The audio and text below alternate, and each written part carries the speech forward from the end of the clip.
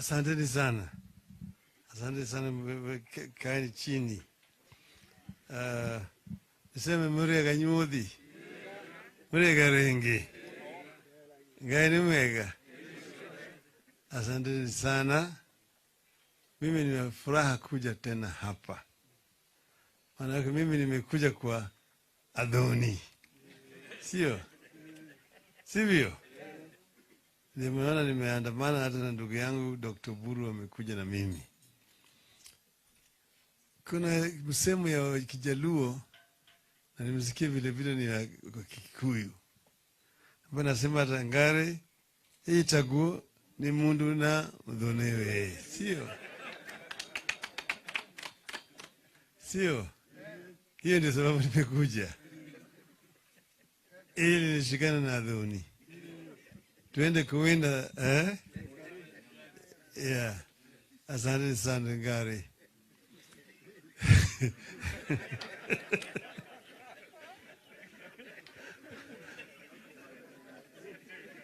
Muko tayari?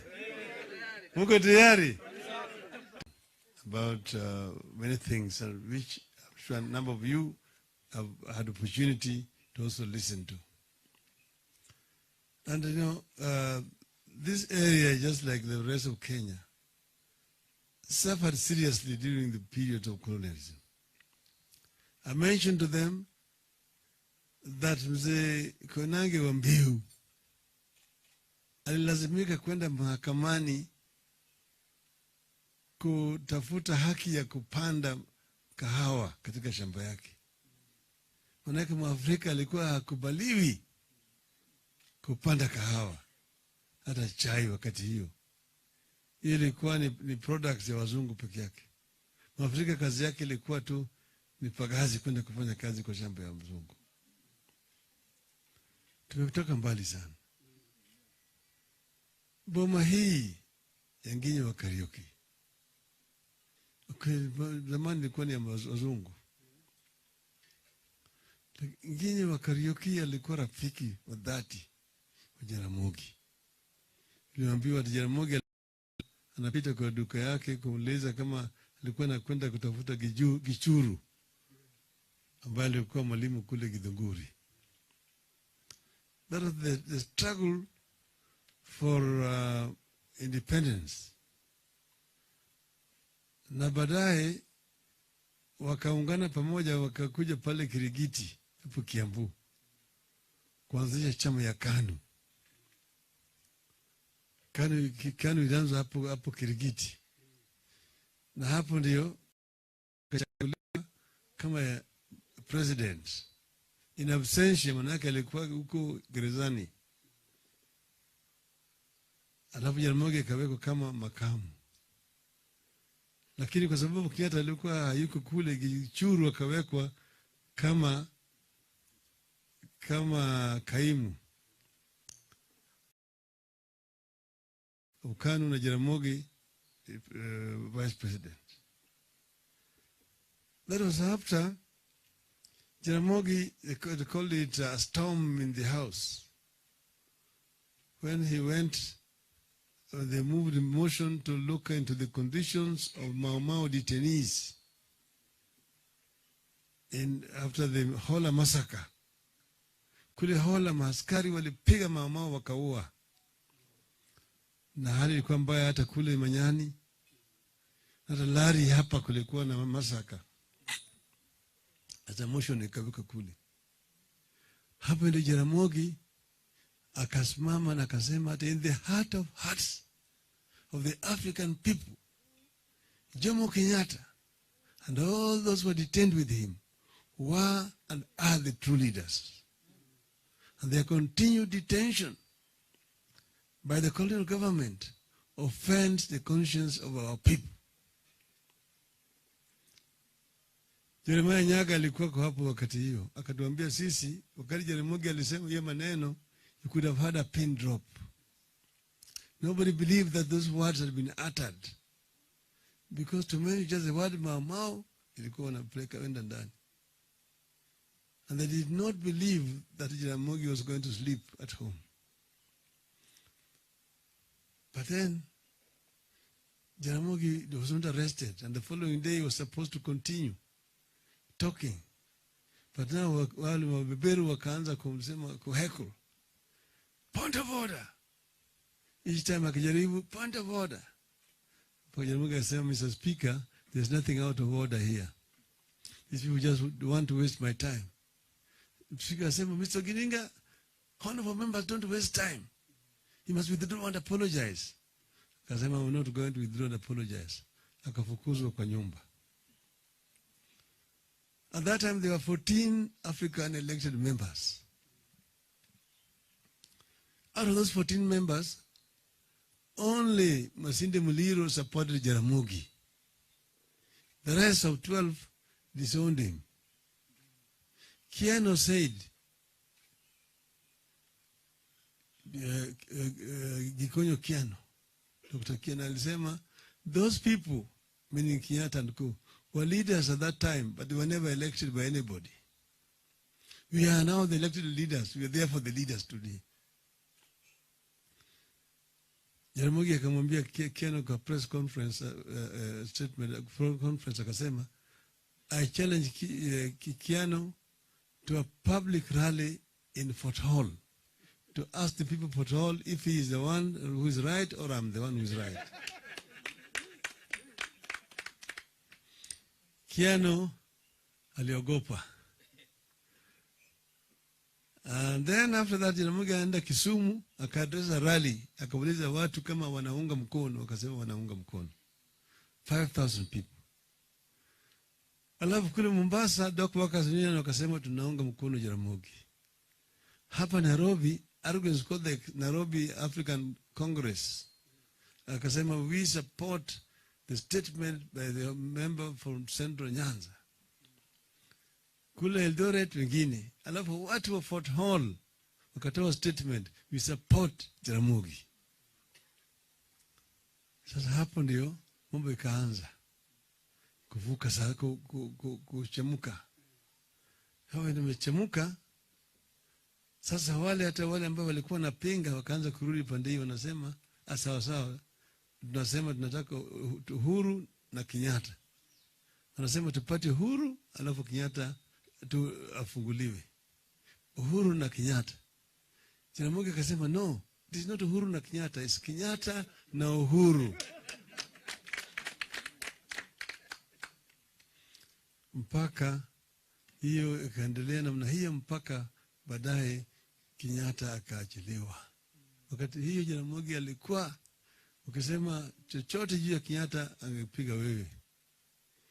Alianza ile wimbo ambaye baadaye yule mama Maria Makeba akaikuja akachukua wakati wa independence. Akasema Kenyatta alitaka Kenya, Kenyatta alitaka Kenya, Kenyatta alitaka Kenya, akafungwa. Asante, asante baba, asante, asante baba, asante, asante baba kwa kufungwa. Sasa mambo yakaendelea mpaka uhuru ukapatikana. Fast forward, watu walikuja kutofautiana ya mambo ya mashamba. Ili mashamba ambayo wazungu walichukua kwetu, kama wazungu wanatoka, hii shamba tuinunue au tuchukue, manake ilikuwa ni yetu. Manake serikali ya Ingereza ilisema ilipeana serikali ya Kenya mkopo ya kununua mashamba ya wazungu ambao walikuwa wanatoroka. Wengine wakasema tuchukue mkopo tununue. Hao wakaitwa moderates. Wengine wakasema ati shamba yetu tununue nini? Walichukua bure. Wamelima miaka 60, wao wanatakana watulipe sisi kitu. Sasa wale ambao walikuwa nasema tuchukue mkopo, walikuwa naongozwa Mboya, iko hapo iko Gichuru, hapo iko Mgai Njoroge, Jonjo, wakaitwa moderates pro capital. Wale ambao walikuwa wanasema ati tuchukue mashamba yetu, Jaramogi, Kagia, Oneko, Jedi Kali, Paul Ngei. Hawa kaitwa extremists, communists. Nasema sikia hiyo kitu. Hiyo ndio hiyo ideology ambayo unasikia ngati kuna ideological difference. Hiyo ndio iligawanya nationalist movement baada ya Uhuru. Sio kuna kitu kingine. Sasa wale wengine sasa wakaingia kule wakaingiza mambo ya ukabila. Hawa jamaa wanataka kutoa utawala kwa nyumba ya Mumbi. Wengine wakalenda mambo ya atiki hii. Atiki hii anataka kuchukua nini? Nasema wewe unazunguka mambo nini? Mambo wewe ni mwanaume na mwanaume wenzako unataka fanya kitu gani na chombo chake? Sikina mama ndio wanaozika na walalamiki.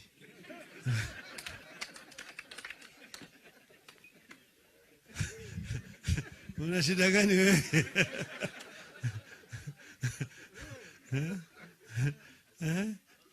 Wajaluo wameona na Kikuyu sio? Nikienda kule nyumbani Kikuyu wengi sana wameolewa huku. Na wanawake hawajalalamika. Sasa wanaume nasema ati huyu hii taka hii.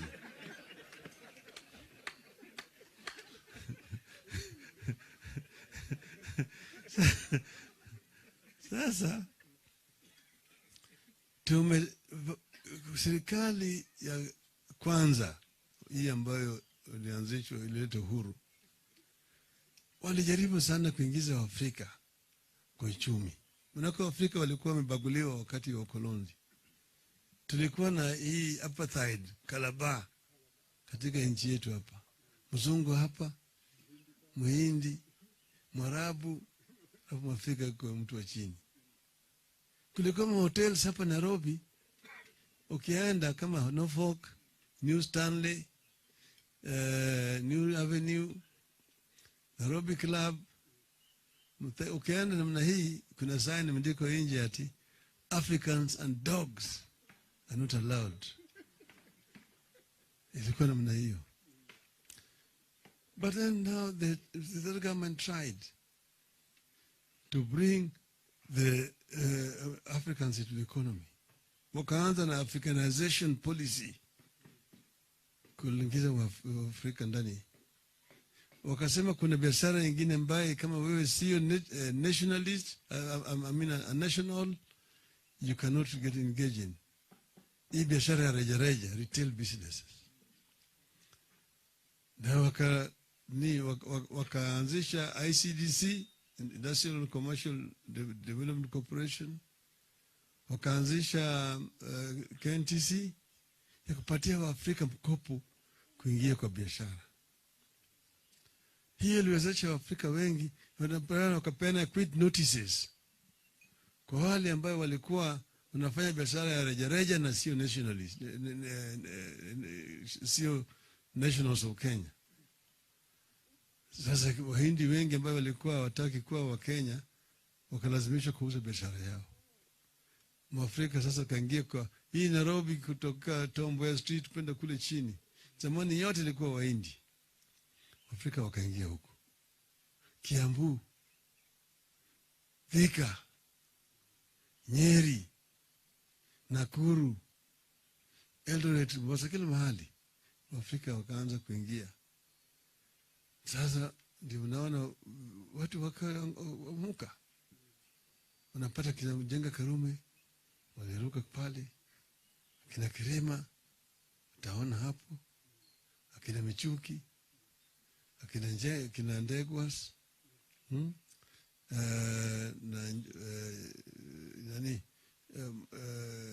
Matibas and so on. So the African middle class was actually growing under that regime. The first regime. Second regime came.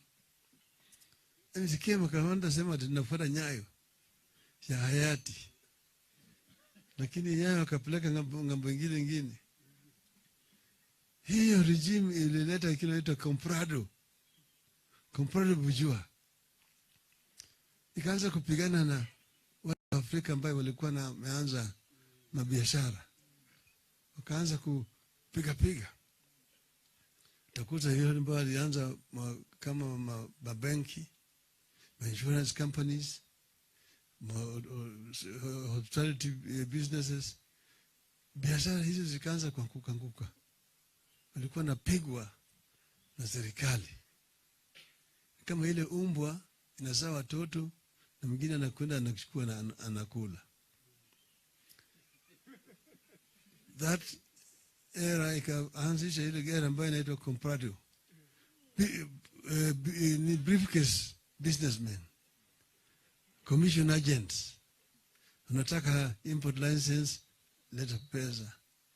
Unataka trading license, unataka manufacturing license, unataka foreign exchange license, na kadhalika. Sasa that emergent African national bourgeois class ikapigwa na ikakufa. Kwa hizo miaka hiyo miaka 24 hizo wasted period of time.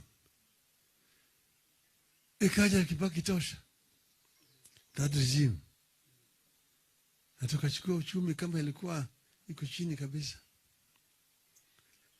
na tukasafisha ile uchafu.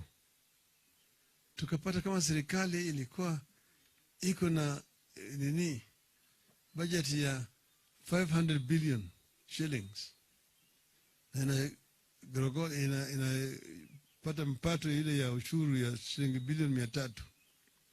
Hiyo nyingine ilikuwa kila mara inapiga magoti kwa wafadhili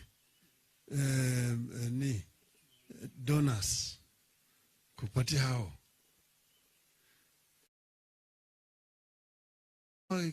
Katoka kwa bilioni 500 kafika bilioni 750. Yani kutoka 300 mpaka 750. Ikaenda 900. Mwaka ya 3 tukafika trillion. Tulienda kuziba ile mianya pale ambapo walikuwa ilikuwa inavuja. Panya ilikuwa na rogota. Uchumi ikainuka kwa kiwango ambayo sasa 95% of our development budget was domestically funded. Tulikuwa tunapata mikopo tu ya 5% peke yake wakati huo, hiyo first Kibaki. Ndio tukaanza kudili na mambo ya miundo msingi, the infrastructure development. Mimi nikiwa waziri wa barabara na ujenzi, nikapeleka paper kwa cabinet, nikasema for us to make a difference that wananchi will feel, I need to be given more resources. Chini ya Kibaki ikasemekana kila wizara itoe 5% ya allocation yao iletwe kwa pande ya barabara na ujenzi. Mimi nikapewa pesa hizo, nikaanza kuvuruga. Mimi nikavuruga kila mahali, simuliona. Wengine kaanza kusema Raila anafanya campaign. Nizuru Kenya mzima, anza mambo ya barabara. Hii central yote mimi nimezuru kila mahali. Ukienda huko northeastern kila mahali, eastern, western, pwani, kila mahali mimi nimeenda kwa upande ya barabara. Tukifungua nchi, tukifanya pamoja na Kibaki, na uchumi ilikuwa inaendelea vizuri. Hata tulipokuja ile ya pili, kitu pale ambaye tulikuja kukosana na juu ya mambo ya katiba. Katiba ndiyo ilileta mgawanyiko. Waja hata mambo ya MOU. Mambo ya katiba ndio tulikuwa na tofauti. Sisi tulikuwa nataka ugatuzi, na watu wengi walikuwa hawataki mambo ya ugatuzi, devolution. Hiyo ndio ilileta shida zaidi. Ndio sasa ikaleta mambo ya chungwa na ndizi. Na tukasema ni Orange Revolution na Banana Republic. Alafu tulipungusha ndizi, tukatolewa kwa serikali, sio? Sababu ni maneno ilikuwa. Lakini baadaye tulikuja tena tukafanya kazi pamoja. Sasa tukiwa na Kibaki rais na mimi waziri mkuu na kadhalika, na hiyo muundo ya rais, makamu na waziri mkuu ndio ilikuwa katika Bomas katiba. That is what is in Bomas constitution. So tukamaliza. Sasa kukaja hii ya pili. Hii ya pili wamekuwa na shida yao. Mimi najua shida yao, manake tumeongea na Uhuru, lakini sitaki kusema hapa, hiyo ni siri. Lakini Uhuru amejaribu zaidi. Sasa yeye mwenyewe amesema ati kuna pale ambaye inavuja, kuna pesa mingi ambayo zinapotea hapa na pale. Mimi najua pale kuna hizo mianya ambayo kienda vile tunaziba, mambo yanaendelea vizuri. Yale tunataka kufanya ni kuinua Kenya. We want to lift Kenya from a status of third world economy to a middle income economy by the year 2030. That's what we designed with Kibaki. We came up with a vision 2030. It's aimed at lifting the economy, and it can be done. But you start from the lower level there. Tunasema uchumi mashinani. You start from down there.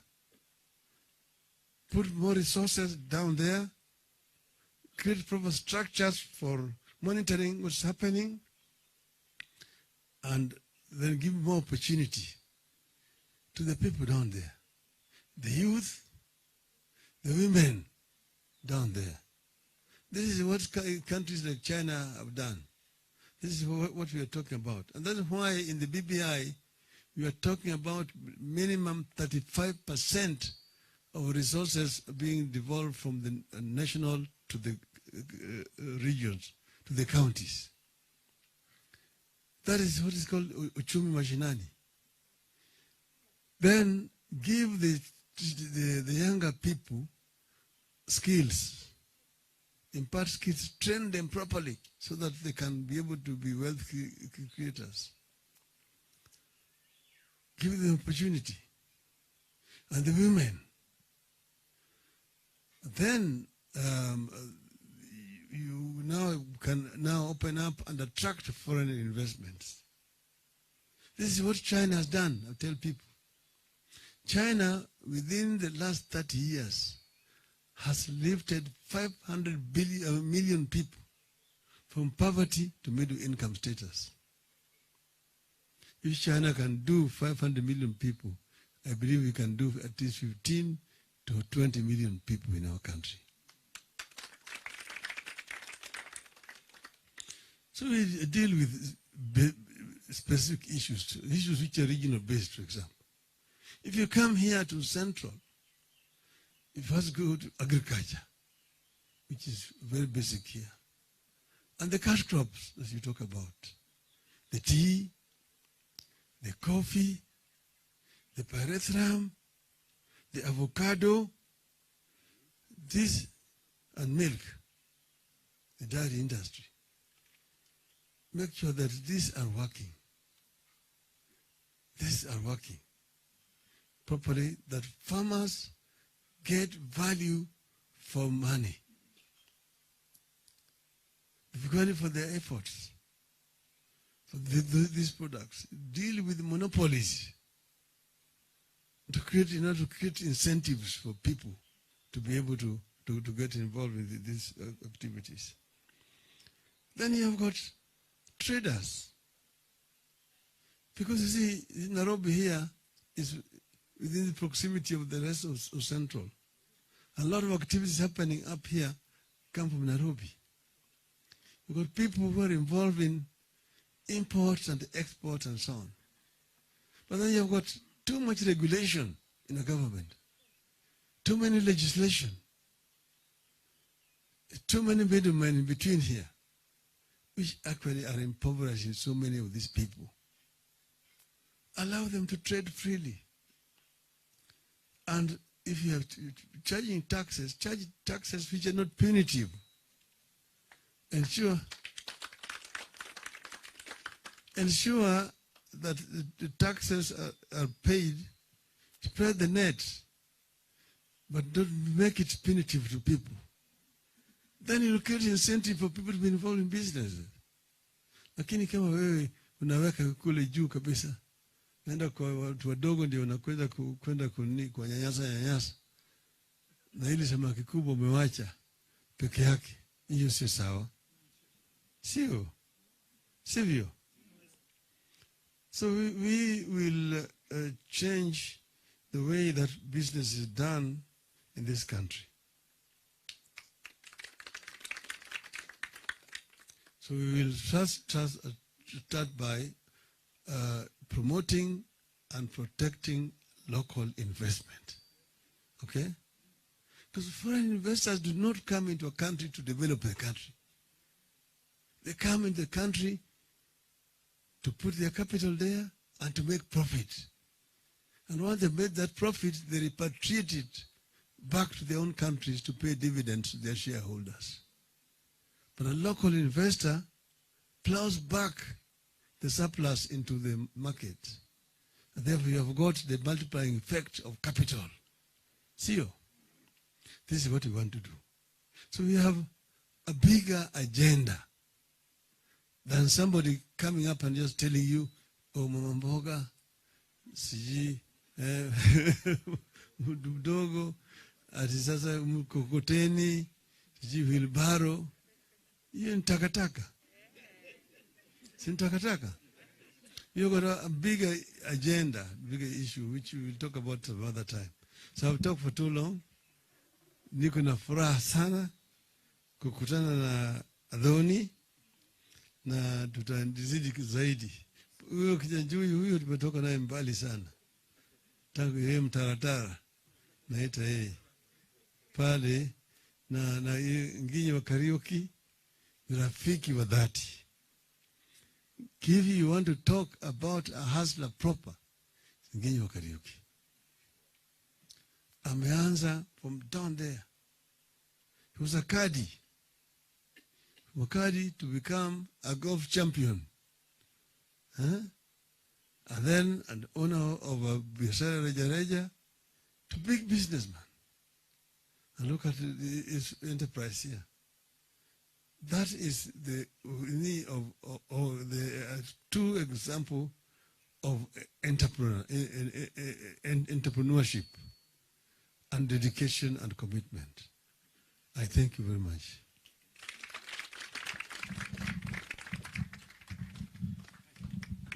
Let us appreciate our chief guest again properly. Wamama wenzangu, so far tumefikisha 350k kwa akaunti yetu ya chama. Tufanye aje na hizi pesa zetu? Naona tununue vitenge zinafanana. Vitenge. Hapana, tununue sufuria za non-stick. Sufuria. Tununueni curtain. Ai, wamama wenzangu, vote tununue kaploti. Kuna watu wanauza plots na nyuki. Na nyuki? Hebu tuwapigie simu watupe uhondo. Hello. Thank you for calling Optiven. How may we assist you? Can we get a plot with 350,000 in Nanyuki? Yes, you can get a plot at the Great Oasis Gardens in Nanyuki today for as low as 349,000 shillings. Yeah.